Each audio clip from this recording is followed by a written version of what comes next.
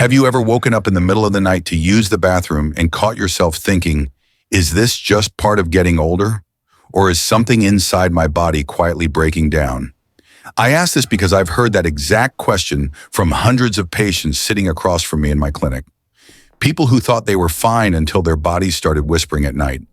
Here's the uncomfortable truth I wish more people knew sooner. By the time your body forces you to notice kidney trouble, silent damage may have already been happening for years without pain, without clear symptoms, and without any warning signs you'd expect. Kidneys don't scream for help. They don't send sharp signals.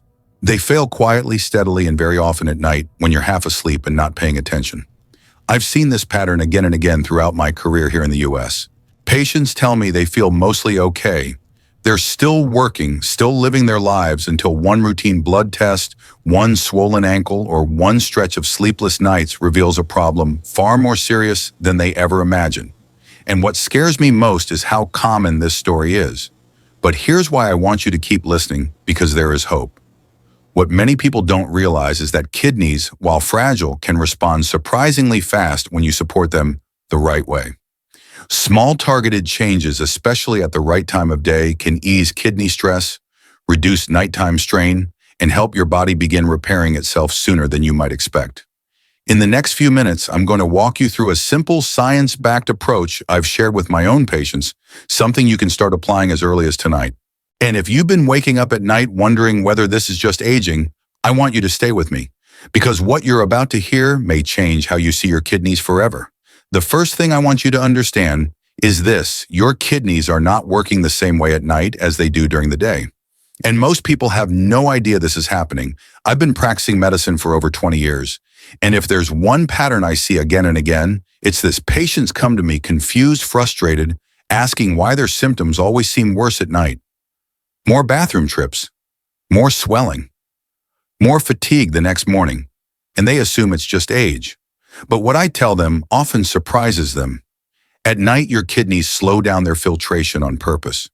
Blood pressure drops, circulation changes, and the kidneys enter what I call a low-energy mode. This is normal. What's not normal is overloading them during this vulnerable window, and that's exactly what modern habits are doing. I remember one patient, a 62-year-old man, who told me, "Doctor, I eat healthy. I barely touch junk food." But when I asked when he ate his largest meal, he paused. Dinner, late dinner, heavy dinner, every night. What he didn't realize is that research shows kidney blood flow can drop by up to 20–30% during sleep, meaning the same foods that feel harmless at noon become a real burden at night. Protein waste, excess sodium, hidden phosphorus, all of it lingers longer in the blood while the kidneys struggle to keep up. And this isn't rare. Studies estimate that over 70% of early kidney decline cases show nighttime symptoms: first frequent urination, restless sleep, morning puffiness, long before lab numbers look alarming. That's why so many people miss the warning signs. So here's the key takeaway I give my patients. If you want to help your kidneys recover, night is not the time to challenge them, it's the time to support them. That doesn't mean starving yourself. It means choosing foods that reduce waste-calm inflammation and allow the kidneys to do their quiet repair work instead of fighting another battle. When patients make this one shift, many tell me they sleep deeper within days, wake up less swollen, and feel lighter in the morning, not because of a miracle, but because the kidneys were finally given room to breathe. But understanding when the kidneys are vulnerable is only the first step, because what you put on your plate matters even more. And there's one group of foods most people completely underestimate. Once my patients understand when the kidneys are most vulnerable, the next question they always ask me is, "All right, doctor, so what exactly should I eat to help them?" And this is where things get interesting, because the answer isn't expensive supplements, trendy superfoods, or extreme diets.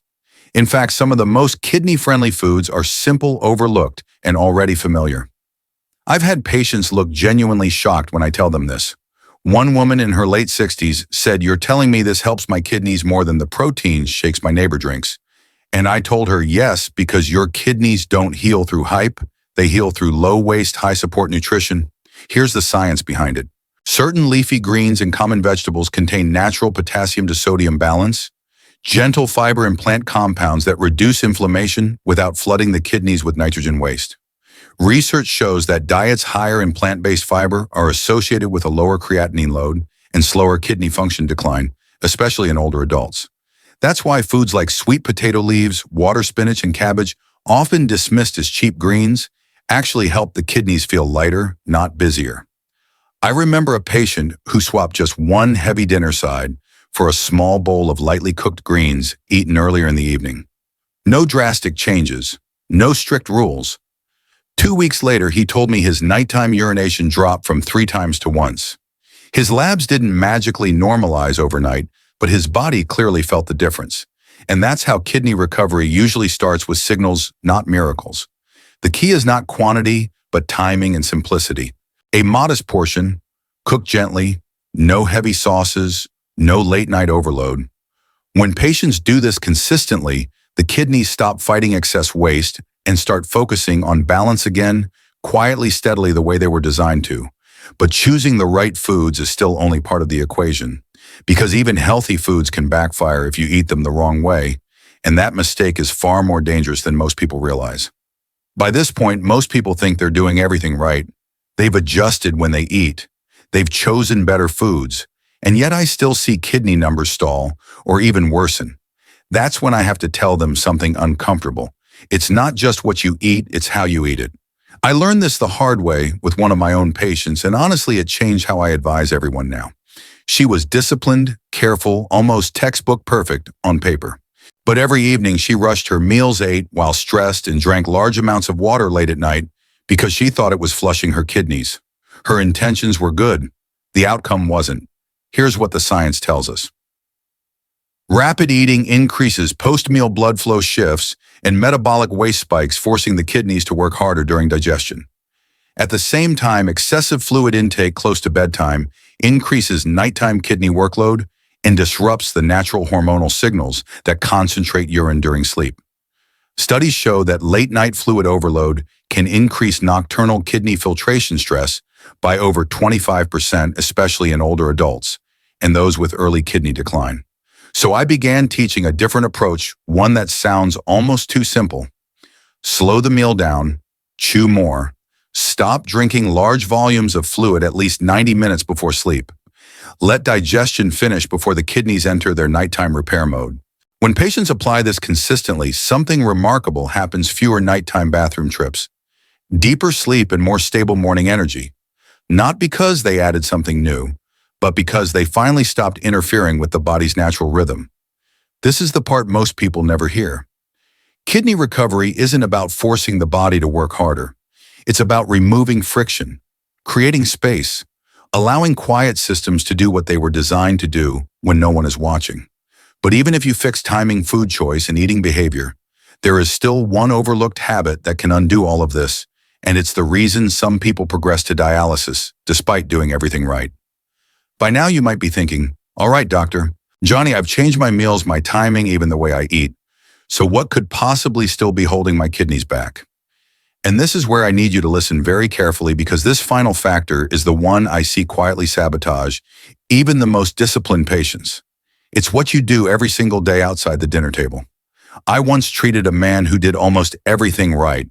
His diet was clean, his evenings were lighter, his sleep improved, but month after month, his kidney markers barely moved. When I dug deeper, the answer wasn't in his food, it was in his routine. Long hours sitting, minimal movement, shallow breathing, constant low-level stress. His kidneys were never getting the circulation support they needed. Here's the science most people never hear. The kidneys depend heavily on healthy blood flow and lymphatic movement to clear metabolic waste. Prolonged sitting and chronic stress increase sympathetic nervous system activity, which constricts blood vessels and reduces renal perfusion. Studies show that sedentary behavior can lower effective kidney blood flow by up to 15–20%, even in people without advanced disease. In simple terms, the kidneys can't clean efficiently if nothing is moving. So I started recommending something far less dramatic than most people expect. Gentle evening walks, 5 to 10 minutes of slow breathing before bed. Light stretching, not exercise, just circulation. When patients adopt these habits, I often hear the same thing: doctor, I didn't change my diet again, but my numbers finally started shifting. That's not coincidence. That's physiology finally working with you, not against you. This is the quiet truth about kidney health. Recovery isn't a single action, it's a system. When food timing, behavior, and daily movement align, the kidneys stop struggling and start stabilizing. Slowly, predictably, safely.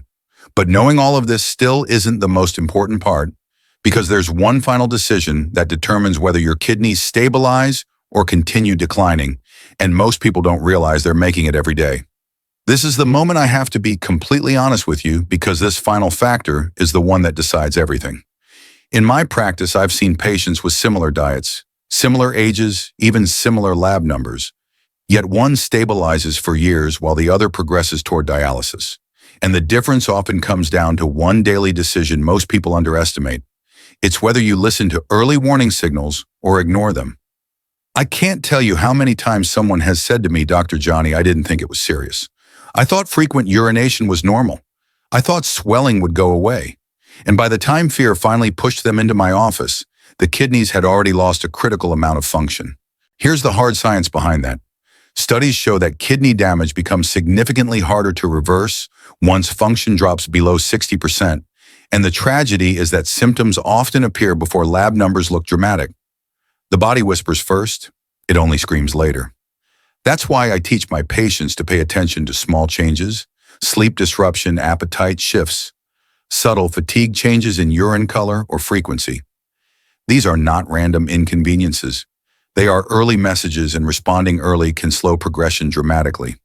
In fact, early lifestyle intervention has been shown to reduce the risk of end-stage kidney disease by up to 40% in high-risk individuals. The patients who do best aren't the most perfect. They're the most aware. They don't panic, but they don't procrastinate either. They make small adjustments early instead of desperate decisions late. And that mindset alone often determines whether kidneys stabilize or continue slipping quietly year after year. So if there's one thing I want you to remember from everything I've shared, it's this: your kidneys are always communicating with you.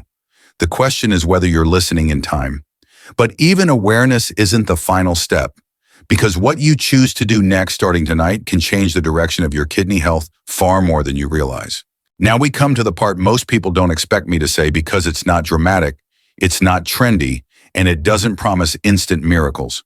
But in my experience, this is the factor that quietly determines whether kidney health improves steadily or slowly slips away despite doing everything right. It's consistency over time, not intensity. I've watched patients overhaul their diet overnight, follow strict plans for 2 weeks, then slowly drift back to old habits when results don't come fast enough.